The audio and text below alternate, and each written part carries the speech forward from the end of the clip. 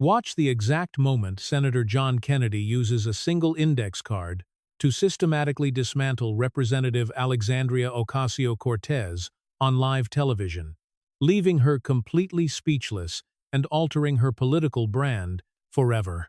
Honey, you have done preached your last sermon at this church. Alexandria Ocasio-Cortez had not made a sound in 11 seconds. The signature red lipstick that had become her cable news brand for 8 straight years was smudged across the lower right corner of her mouth.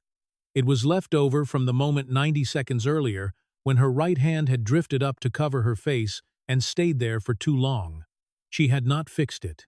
Across the witness table, a country lawyer from Madisonville, Louisiana, looked at her over the half-moon reading glasses on a chain around his neck. The styrofoam coffee cup beside the single index card on the lower bench had been refilled twice that morning by a Senate page who had grown up in Lake Charles. Senator John Neely Kennedy, aged 73, was not finished asking questions. "I'm going to ask you one more time, ma'am. Yes or no, the same way I've been asking for the past 28 minutes. And then I'm going to stop asking because I think every Latina mother in the Bronx watching this hearing on her phone has already figured out the answer. Hit that like button and subscribe because in the next 43 minutes, you're going to watch a country lawyer dismantle America's most followed progressive congresswoman using a single 3x5 index card, 7 documents her own. Staff has spent 8 years pretending didn't exist and, the most important word in the English language, when a politician has been caught in her own lie. The word is normal. Let's go back 28 minutes, to the moment AOC made the worst mistake any politician can make in front of a country lawyer with a single index card. She insulted his accent. With respect to my colleague from Louisiana, and I do mean respect because I respect anyone who has been elected to this body. Alexandria Ocasio-Cortez was 3 minutes into her opening remarks. She wore a fitted scarlet blazer over a black silk blouse. Her hair was in a French braid. Her signature red lipstick, the lipstick that the New York Times style section had once called the most recognizable signature in American progressive politics, caught the C-SPAN light from 12 feet away. The hearing was titled Campaign Finance Enforcement and Member Conduct. It was being held in Russell Caucus Room 325, the historic chamber where the Watergate hearings had taken place in 1973, where Iran-Contra had taken place in 1987. The room had a long memory. Every member of the press in the front row had filed into it that morning, aware of the symbolism. None of them had said it out loud. AOC continued. I find it concerning that the senator from a state that ranks 48th in the nation in poverty, 47th in education, and 45th in health care access is the man my Republican colleagues have chosen to question my economic policy. She paused. Cable news instinct. A junior staffer in the second row laughed on cue. The MSNBC reporter in the front row wrote "good open" in her notebook. And I would also note, Senator, that the affected drawl you have made famous on cable news, the aw shucks Madisonville accent that has become a kind of social media performance for your base, is a performance. You hold a Juris Doctor from the University of Virginia, a postgraduate diploma from Magdalen College, Oxford University.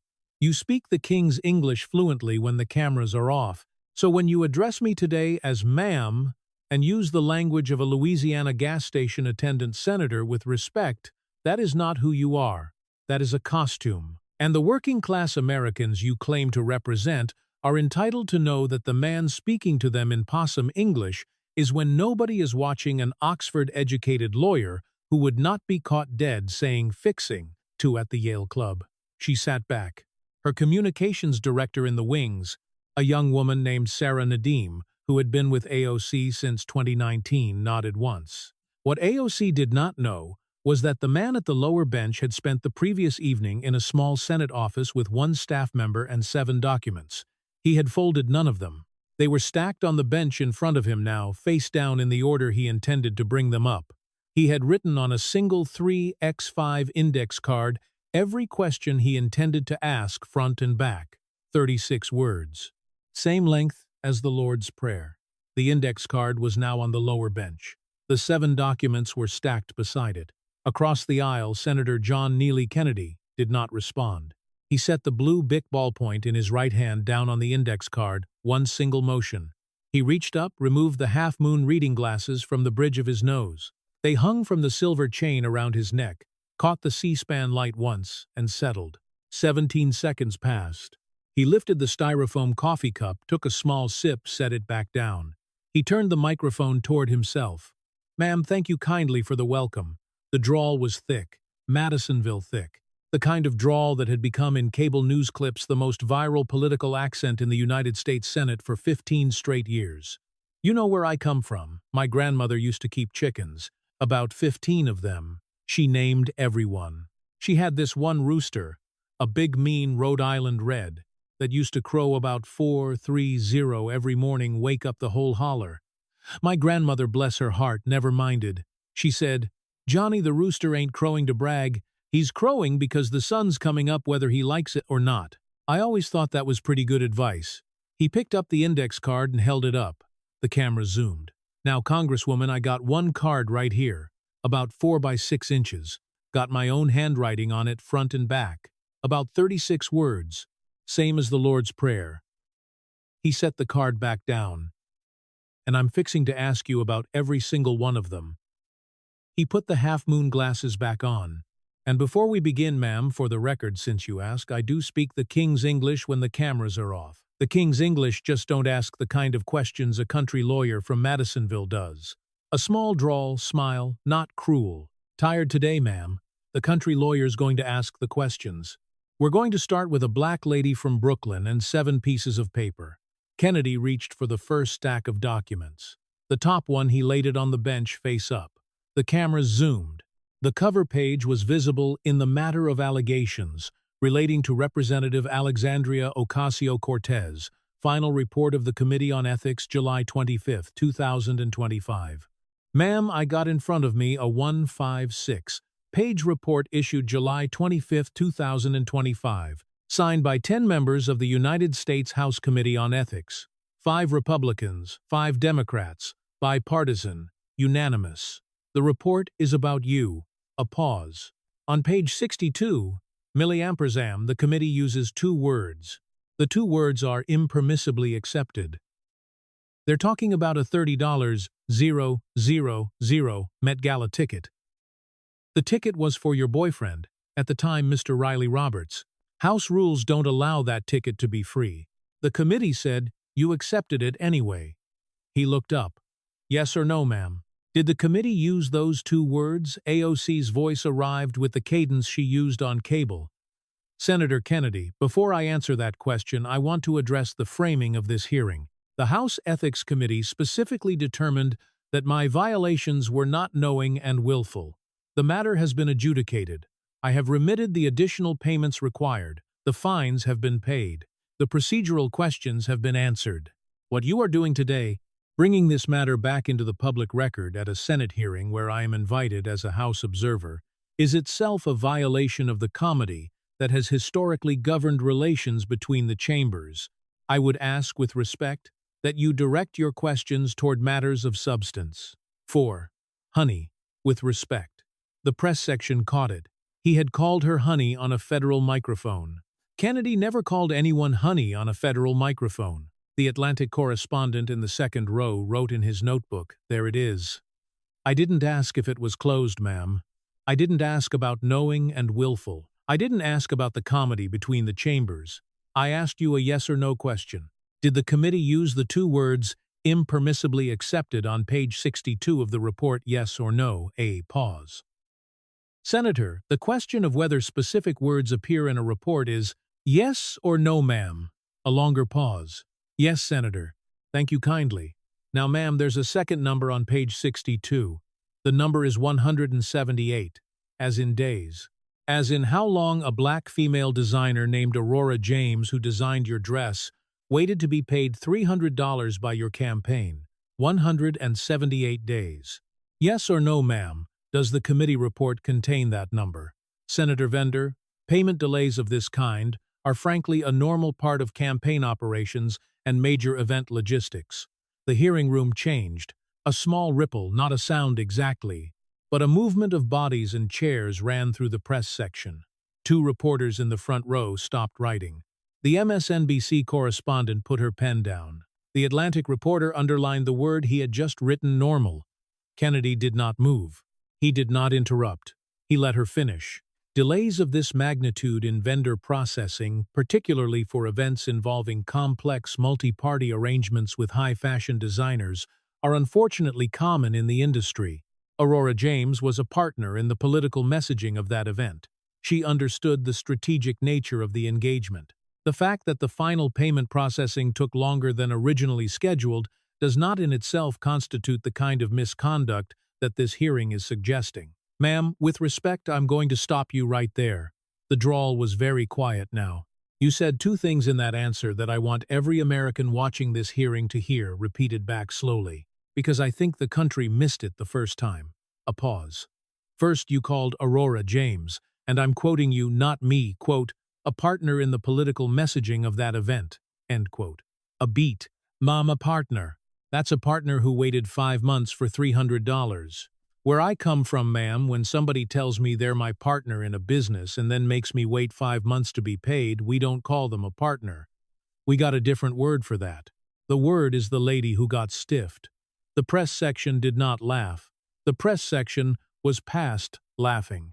Second, you said, vendor payment delays of this kind are, and I'm quoting you again, quote, a normal part of campaign operations, end quote. He looked up. The half-moon glasses caught the light. Normal, ma'am. 178 days for a black female small business owner to be paid $300 by the Congresswoman wearing Tax the Rich on the back of a $30,000 dress that the black female small business owner had designed. A long pause. That's normal, ma'am. Okay. He let it sit. The country just heard you call it normal. We're going to let that sit on the record. We're going to come back to it. Because the word normal, ma'am, when used by a sitting congresswoman in front of 4 million Americans about a black female small business owner waiting 178 days for $300, that word ma'am is going to ride with you. Kennedy reached for the second piece of paper, laid it next to the first. The camera zoomed. The second piece of paper had a screenshot of an Instagram video date stamp, January 15, 2023. The image showed AOC at a kitchen table. A caption was visible. Ma'am, this is a screenshot from an Instagram video you posted in January of 2023 about Aurora James and the Met Gala dress. You said on that video, and I'm quoting you, not me, quote, I just never, ever, ever would have allowed that to happen, knowing what I have learned. End quote. A pause. That's 3 nevers, ma'am. You used 3 nevers about a payment delay to a black female designer. Another pause. Yes or no, did you say that on Instagram in January of 2023, Senator? The context of those remarks. Yes or no, ma'am. A pause longer than before. Yes. Thank you kindly. Kennedy reached for the third piece of paper, laid it next to the first 2. The camera zoomed. It was a printed letterhead at the top, Mitrani Riker, LLP Counsel to Representative Alexandria Ocasio-Cortez. Ma'am, this is a letter dated May 5, 2025, from your counsel to the House Ethics Committee, submitted as part of the committee's investigation, submitted under penalty of false statement. A beat. The letter says, and again I'm quoting your own counsel, not me, quote, the Congresswoman was not aware of these costs and did not authorize these costs, end quote. He looked up. Yes or no, ma'am, did your counsel write that letter? My counsel filed a procedural response to the committee's findings. The response addresses, yes or no, ma'am, did your counsel write that letter? Yes. Thank you, ma'am. Kennedy did not move. He let the silence sit on the bench. 3 seconds. 5. Then quietly, ma'am, I want every American watching this hearing to listen real careful to what's about to happen, because I'm going to ask you one question, and I want you to answer it yes or no. A pause. In January of 2023 on Instagram, you said, quote, I never, ever, ever would have allowed that to happen. That's 3 nevers. That's a person saying she would have stopped it. In May of 2025, your counsel said, quote, the Congresswoman was not aware of these costs and did not authorize these costs. That's a person saying she didn't know about it. Eyes found AOC. Ma'am, yes or no? Can both of those statements be true at the same time? The hearing room was silent. AOC opened her mouth, closed it. Her right hand drifted to the engagement ring on her left finger. She turned at once. Senator, the statements are addressing different stages of the matter. The 2023 video was made before the committee's investigation had revealed certain facts. The 2025 letter from my counsel was made after the investigation had progressed to a point where, ma'am, yes or no, can both statements be true? The statements are not mutually exclusive. Ma'am, the country is waiting. Yes or no, can both statements be true at the same time? 8 seconds. 10. No. Thank you, ma'am. A long pause. Kennedy did not move. So one of them, ma'am, is a lie. We agree on that. The country agrees on that. The committee agrees on that. The 4 million Americans watching this hearing tonight in their living rooms agree on that. Now the question is which one, the 2023 statement, was on Instagram to your followers, to the small donors who had given you their $25. The 2025 statement was to the United States Congress under penalty of false statement. A beat. So, ma'am, and this is the question I want every American watching to think about tonight when they put their phone down and go to sleep. Did you lie to your donors, or did you lie to your government? The hearing room was silent. In the wings, Sarah Nadeem had stopped texting. She was holding her phone screen down, the way people hold phones, when they realize the message discipline they had been hired to enforce had a structural flaw they had never been told about. Kennedy did not press. He let the silence sit. You don't have to answer today, ma'am. The country already has. He reached for the fourth piece of paper, laid it next to the first three. The camera zoomed. It was a public photograph, 8 by 10. Aurora James, a black woman in her 30s, standing in front of her Brooklyn workshop, hair tied back. The photograph had a public Instagram caption underneath, dated November 2025, 178 days. The math is in your hands, ma'am. You don't have to read Aurora James's caption out loud. The country already did, 43 million times by sundown. Hit that like button if you've ever in your life heard a sitting congresswoman call a black female designer waiting 5 months for $300 normal on a federal microphone. Comment, normal ma'am, if you want the country to remember that word. Subscribe, because the next bomb is about a Silicon Valley multimillionaire on an $80,000 salary.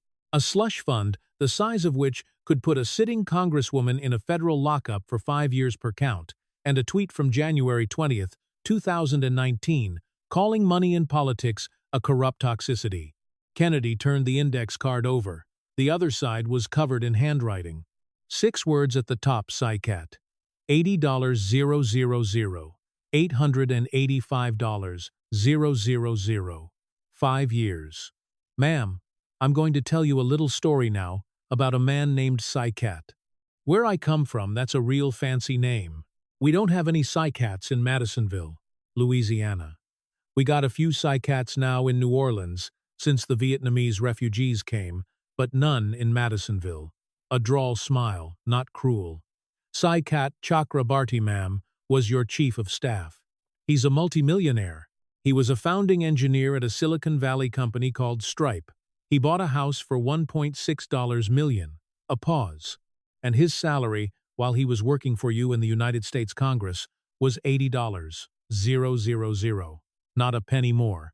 He let it sit. Ma'am, yes or no, was Mr. Chakrabarti's annual salary as your chief of staff, $80,000. Senator, my chief of staff's compensation was set in accordance with the standard rates for a congressional office of our size. The decisions about salary structure were made in consultation with our chief of staff and our payroll team based on the applicable federal pay scales and, yes or no, ma'am? Yes. Thank you kindly. Now, federal law says any congressional staffer making more than $126,000 a year has to file an additional disclosure form. Tells the public about all his other money, his investments, his side businesses, his gifts. Yes or no, ma'am, is that the federal disclosure threshold? Senator, the disclosure rules are administered by the House Office of Compliance. Yes or no, ma'am? Yes. And ma'am, Mr. Chakrabarti's salary was $80,000, just below that disclosure threshold. So Mr. Chakrabarti, your multimillionaire chief of staff, who bought a $1.6 million house, Chakrabarti, while serving as your chief of staff, ever file the federal financial disclosure form required of staffers above that threshold? A pause. No, Senator. He was not above the threshold. Thank you, ma'am. He picked up the styrofoam coffee cup, took a sip, set it back down. My grandmother had a saying for that, ma'am. She used to say, when somebody charges a price ending in 99, they're trying to make you think it's $1 less. 80 milliamperes am is the price ending in 99 cents on Psycat's salary, just below the threshold. By coincidence, the way the rooster in my grandmother's holler always crowed at 4:30. By coincidence, every morning before the sun came up. A beat. Now, ma'am, Mr. Chakrabarti, while he was making $8,000 a year as your chief of staff, was also running 2 political action committees on the side. Yes or no, was Mr. Chakrabarti also running Brand New Congress PAC and Justice Democrats PAC? Yes.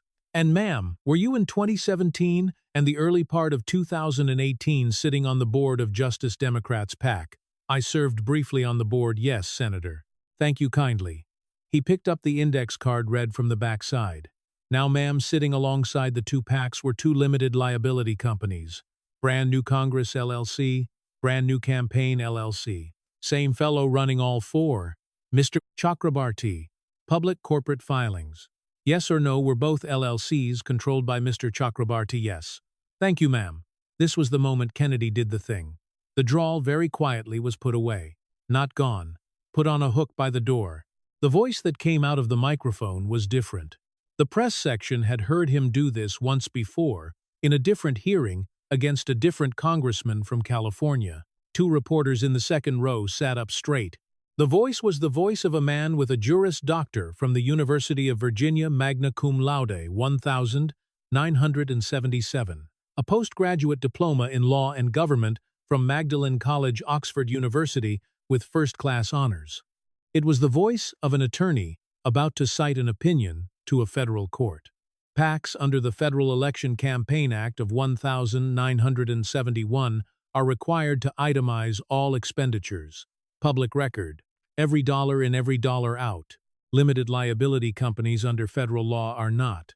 LLCs are for federal disclosure purposes a black box. A pause. Between 2017 and 2018, $885,000 moved from the 2 PACs, where the public could see every dollar, into the 2 LLCs, where the public could see no dollar at all.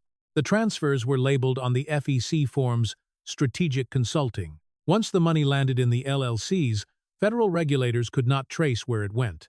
The public donors, the small donor base that gave to your PACs because you were running on a campaign of fighting money in politics, they could not trace where their money went. The Oxford voice did not pause. Mr. Hans von Spakovsky, former commissioner of the Federal Election Commission, evaluated this scheme in writing for the Daily Caller News Foundation. He stated, quote, "If the facts as alleged are true, and a candidate had control over a PAC that was working to get that candidate elected, then that candidate is potentially in very big trouble and may have engaged in multiple violations of federal campaign finance law, including receiving excessive contributions." He went on to specify, quote, "up to 5 years federal confinement per violation," end quote. A pause. Eyes on AOC. The Oxford voice unblinking. Per violation. Plural. By the National Legal and Policy Center's count, the scheme contains dozens of potential violations. The drawl came back. The Oxford voice went back on the hook. Now, ma'am, I'm putting my drawl back on because the federal courtroom voice ain't going to explain this part. 3 weeks before that complaint was formally filed, you posted a tweet. I got it right here in front of me. He laid the printed tweet on the bench. The camera zoomed. Date January 20th, 2019. Caption AOC's verified Twitter handle. Quote, "Money in politics is the why behind every issue. Why we don't have universal health care. Why we don't have a Green New Deal. Why we don't have justice. Big money in politics is a corrupt toxicity," end quote.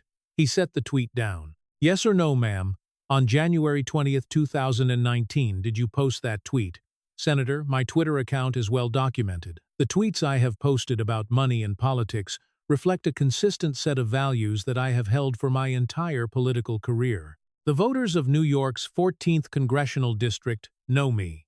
They have known me since I was a girl growing up in Yorktown. They trust me with their $25 donations because they know exactly where every penny goes. I am not Mr. Chakrabarti.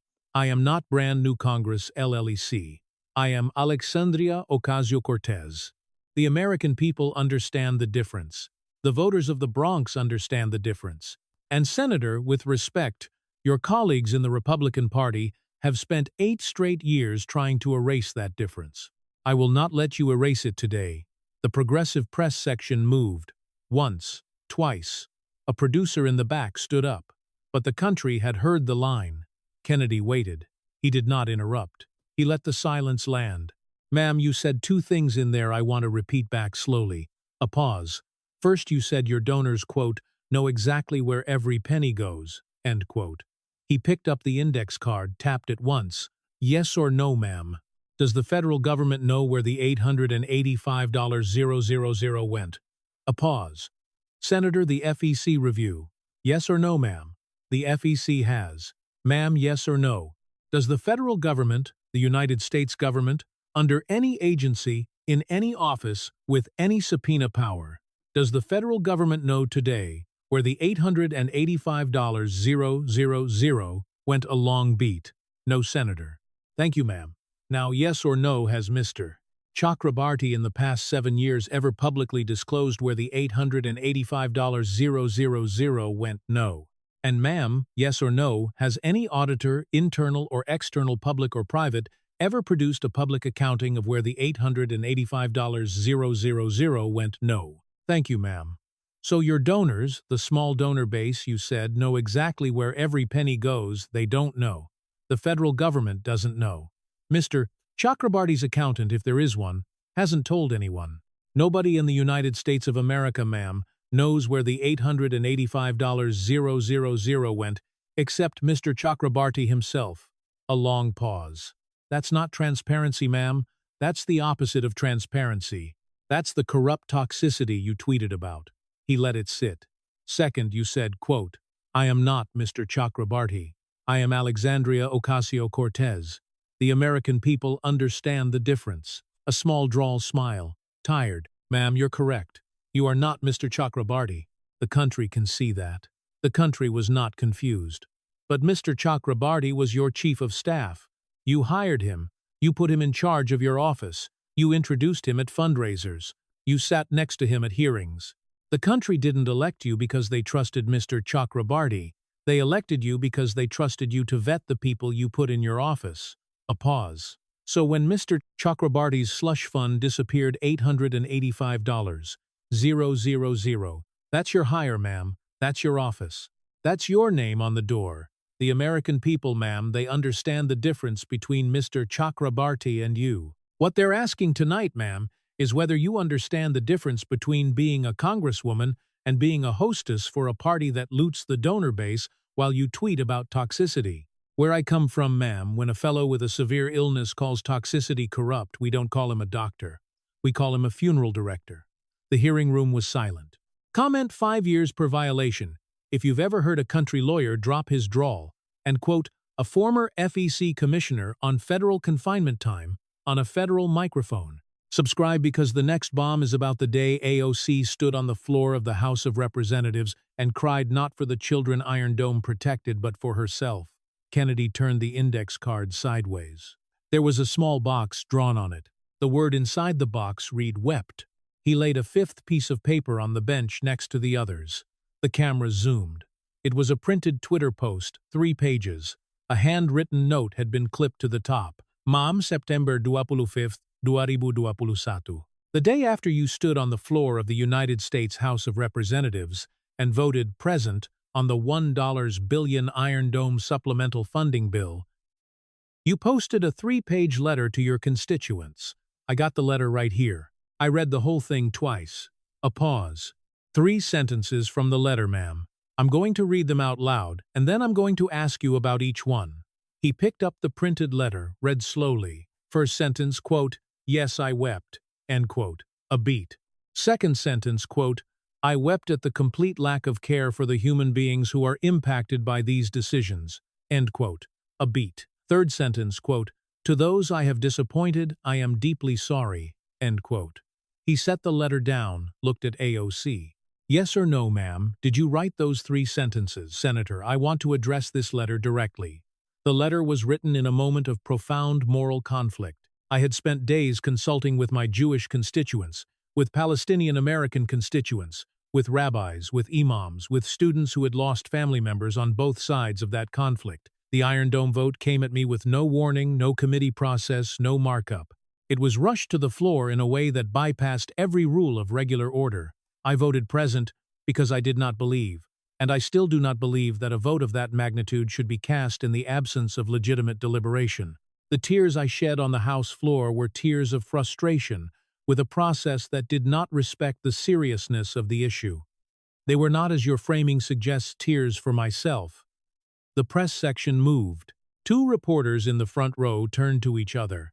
One mouthed frustration with the process. The Atlantic correspondent in the second row underlined the phrase in his notebook 3 times. Kennedy did not interrupt. He let her finish. Ma'am, you just told the country on a federal microphone that you wept on the House floor because of frustration with the legislative process. A pause.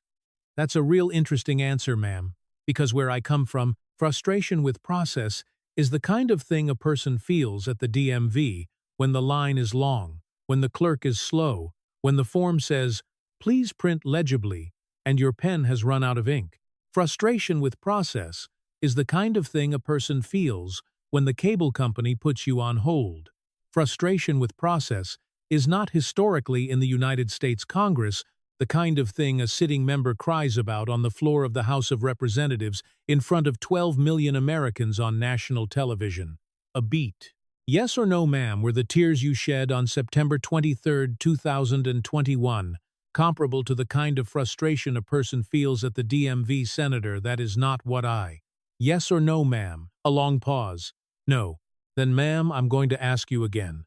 What did you weep for? She did not answer. Let me make it easier on the country. Ma'am, let me ask the question a different way. Yes or no, did you write the 3 sentences I just read from your letter? Yes. Thank you, ma'am. Now the third sentence. To those I have disappointed. 3 groups of people were affected by your vote that day, ma'am, by my count. The Israeli civilians whose apartment buildings the Iron Dome had been protecting for 15 years. The Jewish families in your district whose grandparents survived the darkest historic atrocities. And the BDS activists who wanted you to vote no. Yes or no, were those the 3 groups affected by your vote? Senator, the situation was more nuanced. Yes or no, ma'am? 3 groups. Yes. Thank you. Now, yes or no, did the bill ultimately pass? Yes, 420 to 9. Thank you, ma'am. So Iron Dome got its $1 billion. The system was funded. The Israeli civilians whose apartment buildings were being protected, they were not disappointed. The Iron Dome got its money. Yes or no?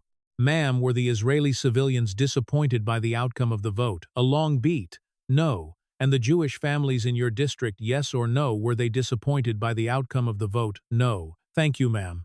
A long pause.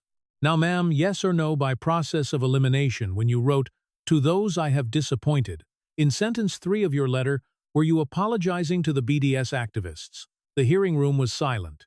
AOC's right hand drifted to the engagement ring, turned it once stopped. Senator, the letter addresses the broader context of the vote. The communities who felt unrepresented in the rushed process were across multiple groups. The letter was not addressed to any one specific community, it was addressed. Ma'am, of the 3 groups affected by your vote, only one was disappointed by the outcome. The Israeli civilians were not disappointed. The Jewish families in your district were not disappointed. By process of elimination, yes or no, were you apologizing to the BDS activists? A pause. Senator, the question presumes a binary that, yes or no, ma'am, the country is waiting. 12 seconds. 14. The letter expresses concern for those whose voices were not heard in the rushed process. Ma'am, that's a yes. A long beat. Now, sentence 1. Yes, I wept. Yes or no, ma'am, did you weep on the House floor that day? Yes. And sentence 2. I wept at the complete lack of care for the human beings who are impacted by these decisions. Yes or no, when you wrote, "The human beings who are impacted by these decisions," were you talking about the Israeli civilians whose apartment building's Iron Dome was protecting Senator the human cost of the Israeli-Palestinian conflict? Yes or no, ma'am? Were you talking about the Israeli civilians? The language refers to a broader human cost. Ma'am, yes or no, were the Israeli civilians the human beings you wept for? A long beat. The letter does not, specifically. Ma'am, that's a no. The hearing room was very quiet now. So, ma'am, we have established by your own letter, read on the record, with your own yeses and nos. He looked up. The half-moon glasses caught the light. You wept, ma'am, on the floor of the United States House of Representatives on national television. And what you wept for, by your own admission, was not the Israeli civilians the system was protecting. You wept for the process. You wept because you had been forced into a vote you didn't want to take. You wept because the BDS activists you were trying to satisfy were going to be unhappy with you. You wept, ma'am, and I want to be very precise for yourself. A long pause. Where I come from, ma'am, when a child gets hurt, the mother weeps for the child, not for the rules of the game, not for the politics, not for the audience watching on Instagram. She weeps for the child. A beat. You did not weep for any child that day, ma'am. The Children Iron Dome was protecting the Israeli children whose mothers' hands were not empty that week. They did not appear in your letter. Not by name, not as a category, not as a hypothetical. They are not in any of the 3 pages. He picked up the letter, held it up. 3 pages. I read it twice, ma'am. They are not in here. He set the letter down. The hearing room was silent. Comment, yes, I wept if you have ever in your life heard a country lawyer walk a sitting congresswoman through her own 3-page letter on a federal microphone and force her to admit in her own words who she was apologizing to. Subscribe, because the next bomb is the one America has been waiting for since January 27, 2021.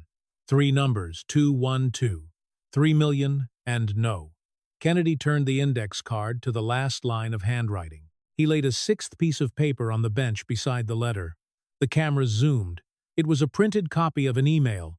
Subject line in bold, "I thought I was going to perish that day." Sent date January 28, 2021, from Alexandria Ocasio-Cortez for Congress. Beside the email, he laid a 7th piece of paper, the Senate vote record from January 27, 2021.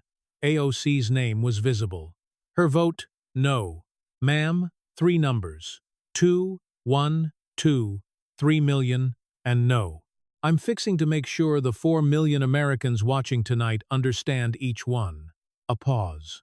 On January 6, 2021, the United States Capitol was breached. 140 Capitol police officers were harmed. Officer Brian Sicknick, 36 years old, was hit with chemical spray and a heavy object. He passed away the next day. Yes or no, ma'am, did Officer Sicknick pass away in the line of duty on January 7, 2021? Yes.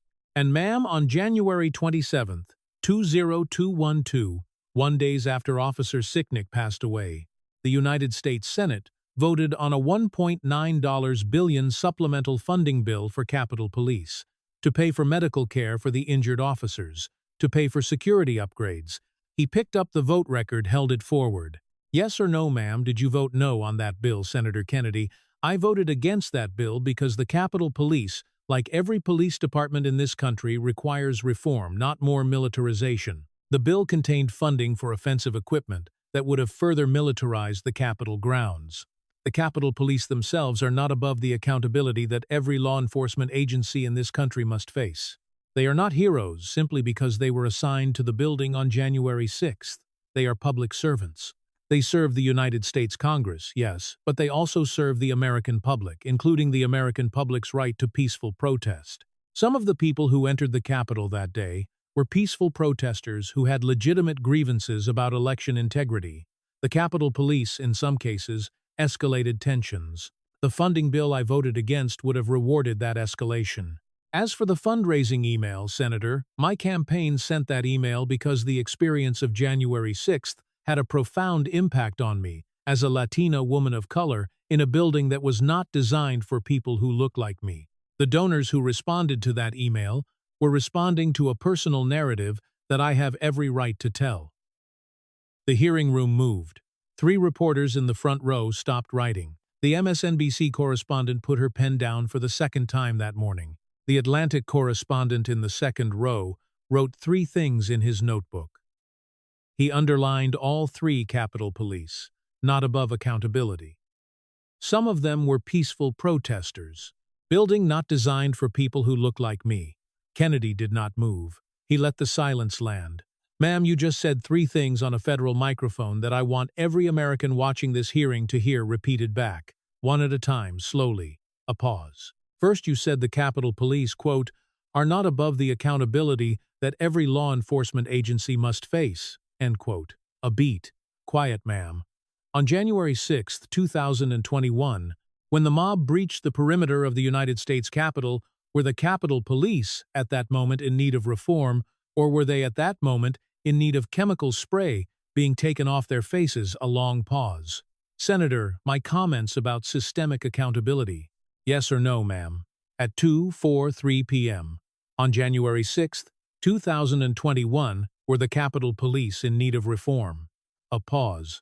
No, Senator. Thank you, ma'am. A beat. Second, you said, quote, some of the people who entered the Capitol that day were peaceful protesters who had legitimate grievances about election integrity, end quote.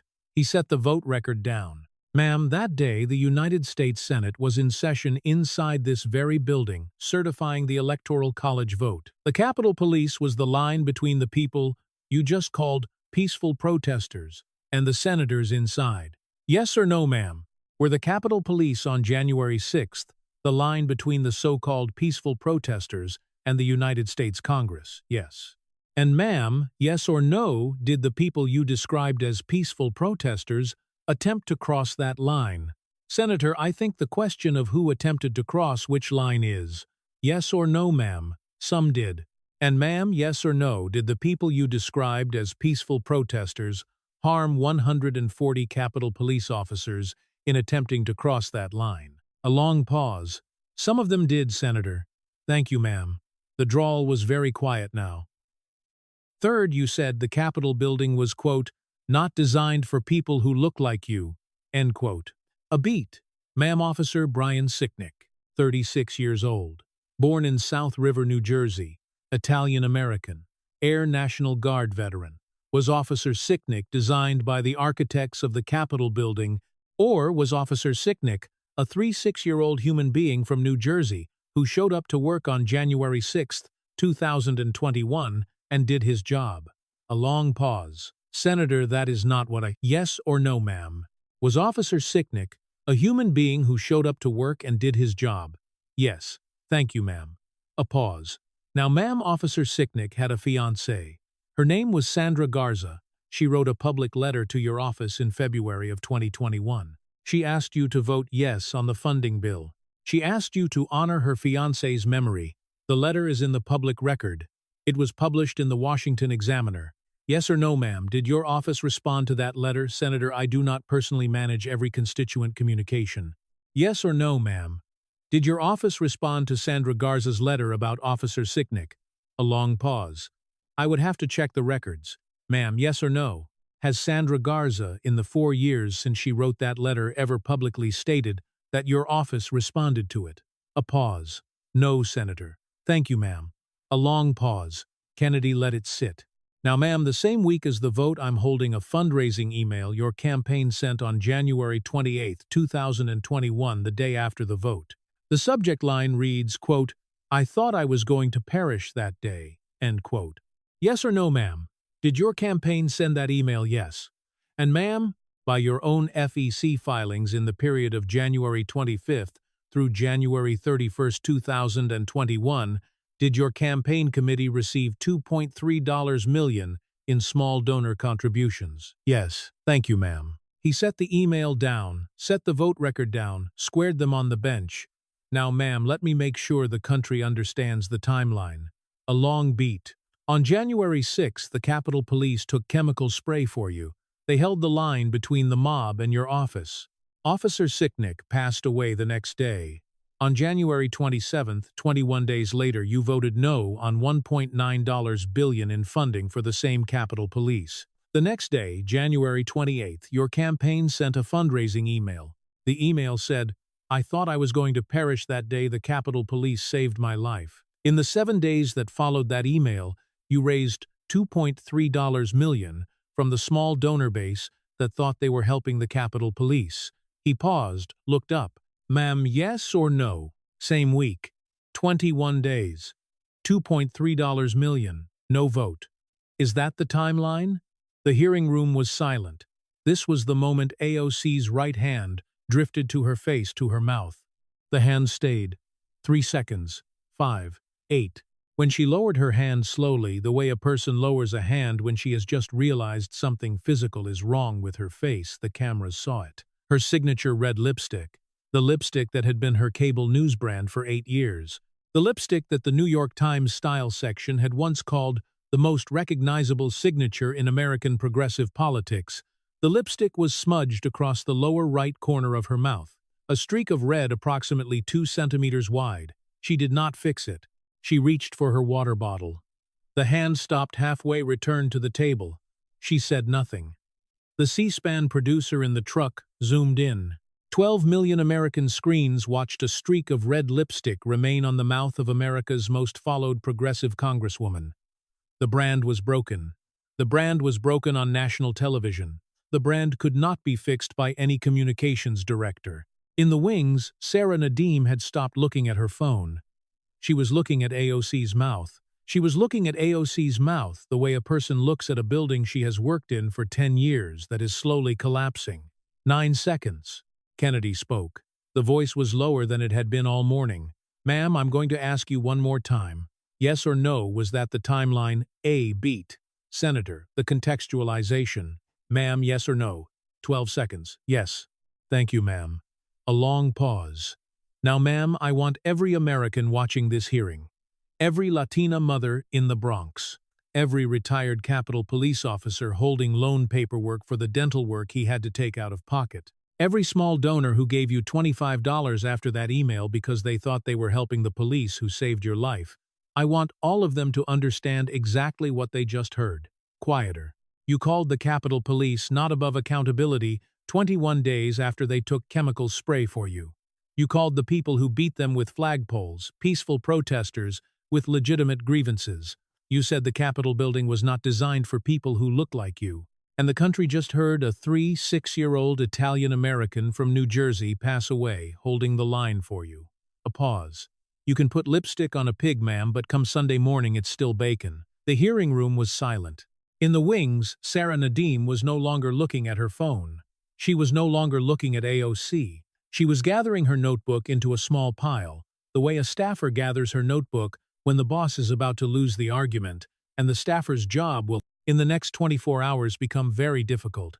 Comment lipstick on a pig if you have ever in your life heard a country lawyer call out the most calibrated political brand in America on live television, and watch the brand visibly break. Share this with the working-class American in your life. The actual one, not the imagined one in a squad campaign ad. Kennedy did not produce another card. He turned the index card over. The back had been blank for the entire hearing. The handwriting had only been on the front. He picked up the blue Bic ballpoint. He wrote one word on the blank back of the card slowly. The cameras saw the pen move. The word was evidence. He set the pen down. He stood up. The press section recorded the moment. Senator Kennedy did not in hearings stand up. The press section had covered his hearings for 15 years. 2 reporters in the second row, both veterans of his prior interrogations, said the same thing under their breath at the same time. "He's never done this before." He walked to the witness table slowly. The cameras followed. He carried with him the 7 pieces of paper he had laid on the bench. He laid them down on the witness table in front of AOC one by one. The first paper, the House Ethics Committee report, page 62 visible. "Same week, ma'am. The Met Gala stairs and the 178-day wait." The second paper, the Instagram screenshot. "I just never, ever would have allowed that to happen." "Same week, ma'am. The 3 nevers and the council letter that said you didn't know." The third paper, the Twitter post from January 20th, 2019.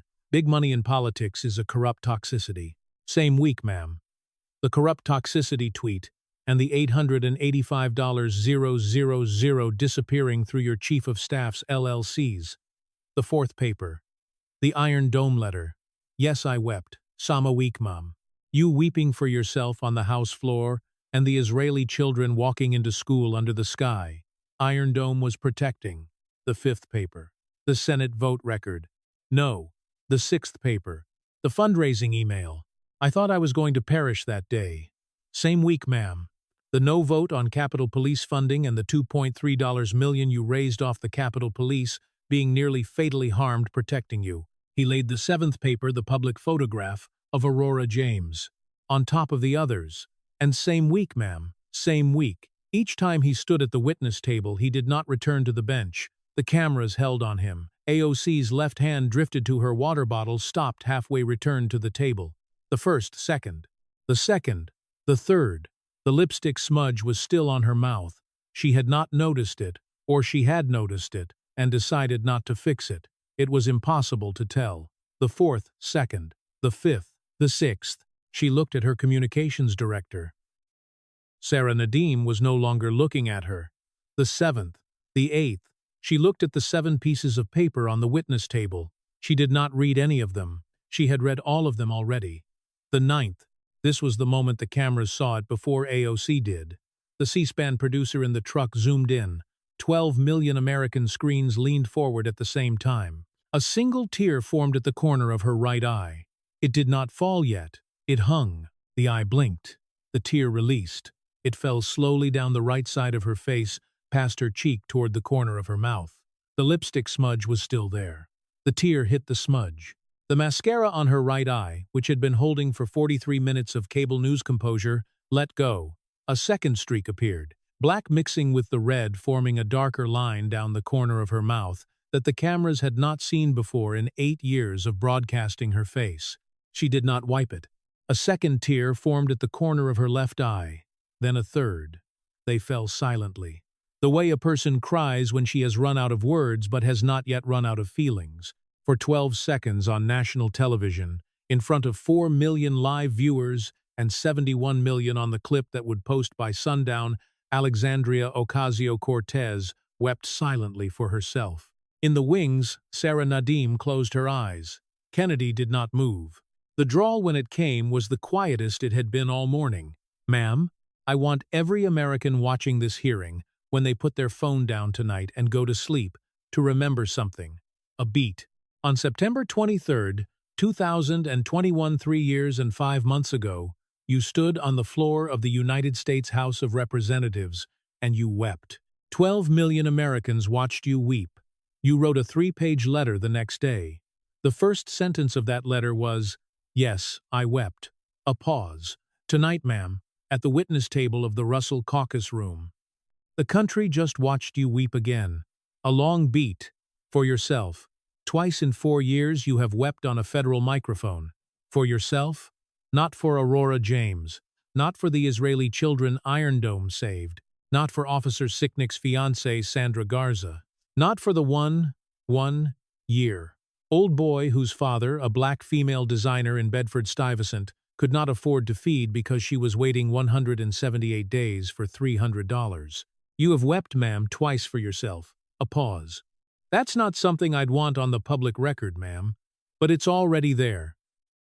The country just watched 40 million times by sundown, 70 million by tomorrow night, 100 million by Friday, a long beat. And ma'am, there is no press release in the world that fixes that footage. There is no communications director who can write that footage off the public record. There is no statement your office can issue tomorrow that puts the mascara back where it was at 9:00 a.m. A pause. You wept for yourself, ma'am. The country saw it. The country isn't going to unsee it. He nodded once.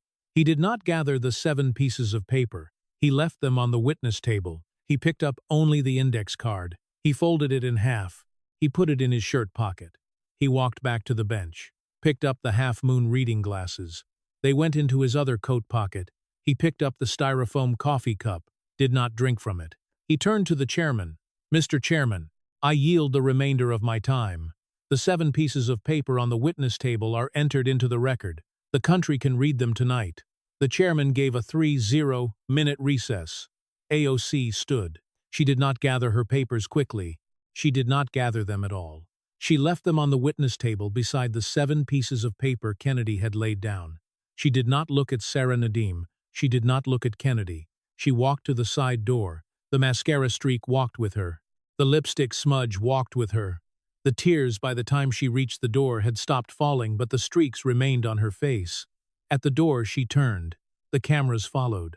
Kennedy was still standing at the bench. He had not sat back down. He was looking at the 7 pieces of paper on the witness table. He was not looking at her. "Congresswoman." She paused.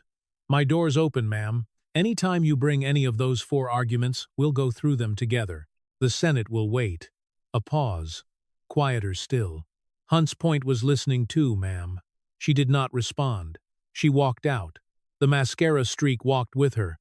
The door closed behind her with the kind of sound that a heavy door makes when nobody on either side wants to slam it, but nobody wants to soften it either. The aftermath came fast. By 1:38 a.m., Eastern 4 hashtags occupied the top 4 trending positions on every American platform. Number, "She wept again." Number, "Mascara streak." Number, "Normal ma'am." Number, "Same week." The clip of Kennedy laying the 7 pieces of paper on AOC's witness table passed 62 million views by sundown. The clip of AOC's mascara streak forming in real time on national television 12 seconds. No audio, a single producer zoom passed 94 million. AOC's communications director released a statement at 1:14 p. Monsieur 12 sentence. Used, manufactured 4 times. Theater 3 times. Republican circus twice. Did not mention Aurora James. Did not mention Sandra Garza. Did not mention the mascara. Did not mention the lipstick. That statement, in a way, was the entire scandal in 12 sentences.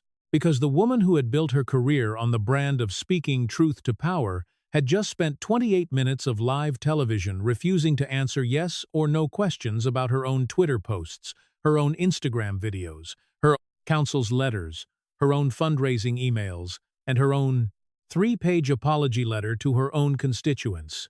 Documents the squad had spent 8 years pretending nobody would ever read out loud on a federal microphone. This morning, somebody read them. This is the squad in a single Wednesday morning. The squad: Alexandria Ocasio-Cortez, Ilhan Omar, Rashida Tlaib, Ayanna Pressley, was sold to the American working class in 2018 as the new face of the Democratic Party. The bartender from the Bronx, the refugee from Somalia, the Palestinian from Detroit, the black woman from Boston. They were going to fight money in politics. They were going to take on the corporate Democrats. They were going to stand up for the forgotten. 8 years later, the receipts are in, and the receipts do not require fictional witnesses. They do not require theatrical sympathy. They do not require any imagined working-class American in a campaign ad. They require instead only that somebody on a federal microphone read out loud what AOC had already written, posted, signed, voted, and emailed in her own name. Read it out loud twice if necessary with the cameras on. Because the scandal was never hidden. The scandal had been public the entire time. The Met Gala dress was public. The House Ethics Report was public. The Twitter post about money and politics being a corrupt toxicity was public. The Iron Dome letter was public. The Capitol Police vote was public. The fundraising email was public. The $2.3 million in FEC filings was public. What had been hidden was a country lawyer willing to read it all in one sitting with a single index card in plain English and ask the only question that mattered: yes or no. The squad did not break the floor for the working class. The squad walked across the floor over the working class to get to the Met Gala stairs. And the Democratic Party, watching all of this for 8 straight years, said nothing. Nancy Pelosi protected them. Hakeem Jeffries protected them. Chuck Schumer in the Senate defended them at every turn. Every Democratic leader in Washington, when given the choice between the squad and the working-class voters their party once served, chose the squad. Chose the brand. Chose the viral clips. Chose the seat on Foreign Affairs with top-secret clearance for a member who had lied to a Minnesota court about a photograph in London. Chose to look the other way when their most followed Congresswoman called Aurora James, waiting 178 days for $300 normal. chose to look the other way when the same Congresswoman called the Capitol Police not above accountability 21 days after Officer Sicknick passed away in their service. Chose to look the other way when the same Congresswoman wept on the House floor for herself, and then 4 years later, on a federal microphone, in front of 4 million Americans, wept for herself again. The bill today came due not in a courtroom, not in a House ethics report, in a Russell caucus room with 7 pieces of paper on a witness table, and a congresswoman from the Bronx, the bartender from Yorktown Heights, whose mascara streaked down her right cheek on national television because she could not with any words at her command answer yes or no to whether the same week each time was the same week each time. That refusal was not a personal failure. That refusal was the verdict on the entire progressive project of the last 8 years. The squad was never about the working class. The squad was about the squad, the donors, the cable news contracts, the Met Gala dresses, the boyfriends on the payroll, the dark money LLCs run by Silicon Valley multimillionaires, the Twitter followers, the Instagram live audiences, the book deals, the HBO documentaries. Aurora James paid the bill in 178 days of waiting for $300. $885,000 paid the bill by disappearing into Mr. Chakrabarty's LLCs, where the federal government still cannot find it. The Israeli children Iron Dome saved paid the bill in being absent from a 3-page letter their American Congresswoman wrote about her own tears. Officer Sicknick's fiancée Sandra Garza paid the bill in writing a letter in February of 2021 that AOC's office never answered. And the country, the working-class country the squad pretended to represent, paid the bill in 8 straight years of being lied to about who exactly was on their side. The Congresswoman from the Bronx walked out of the Russell Building at 12:14 p.m. Her mascara had dried on her cheek. The lipstick smudge had dried on her mouth. The black SUV at the curb did not know where to take her. Neither did she. The driver, after 23 minutes of circling the Capitol, finally asked, "Where to, ma'am?" She did not answer. Because there was no answer. The Bronx was not hers. Yorktown Heights had never been the Bronx. The Met Gala stairs had been bought with Aurora James's $300. With $2.3 million in small donor fundraising emails about a major civil unrest she voted no on. With 178 days of a black designer's waiting. With a letter that wept for the process and not for the children Iron Dome protected. With a fundraising appeal sent the day after she voted against the funding for the police who had taken chemical spray protecting her. There was no road today that took her home. In a Russell caucus room on a Wednesday morning, the country read 7 pieces of paper. The Congresswoman from the Bronx and the squad, and the Democratic Party that protected them for 8 straight years, could not on a federal microphone answer yes or no to whether any of the 7 pieces of paper had her name on them. If you made it this far, you just heard the morning a country lawyer from Madisonville, Louisiana, asked America's most followed progressive Congresswoman 7 yes or no questions about 7 pieces of paper. Pieces of paper she had written, posted, signed, voted, and emailed in her own name, on her own Twitter account, on her own Instagram, on her own campaign letterhead, on the floor of her own House of Representatives. She refused to answer. She wept on national television for the 2nd time in 4 years. For herself, not for Aurora James, not for the Israeli children, not for Officer Sicknick. For herself. Her mascara streaked down her right cheek. Her lipstick smudged across the corner of her mouth. The country saw both. The country isn't going to unsee either. That refusal is the squad. That refusal is the Democratic Party that protected the squad. That refusal is 8 years of viral Twitter clips, 8 years of cable news contracts, 8 years of fundraising emails about a corrupt toxicity that ended this morning when the toxicity was asked to read its own diagnosis. Smash that like button if you believe a piece of paper still beats a press release. Subscribe if you want to see what happens to the rest of the squad in the months ahead. Comment, "She wept again," if you think the bartender from Yorktown Heights just had her career ended quietly on live television by a country lawyer with a single index card and 7 pieces of public record. Share this with the working-class American in your life. The actual one. Not the imagined one in a squad campaign ad. Tonight, ma'am, when you take that lipstick off in front of your bathroom mirror, the country wants you to know it saw the smudge before you did. The country wants you to know it saw the second time you wept for yourself in 5 years. The country wants you to know it heard you call Aurora James a partner. It heard you call vendor payment delays normal. It heard you say the Capitol Police were not above accountability, 21 days after they took chemical spray for you. It heard you call the people who beat them with flagpoles, peaceful protesters with legitimate grievances. The country heard every word, ma'am. The country is not going to forget. And the country tonight, ma'am, every working-class American in their living room with their phone in their hand, the actual one, not the imagined one in the squad campaign ad, the country has only one question left for you. The 7 pieces of paper, ma'am, the ones still on the witness table. Were they yours, yes or no?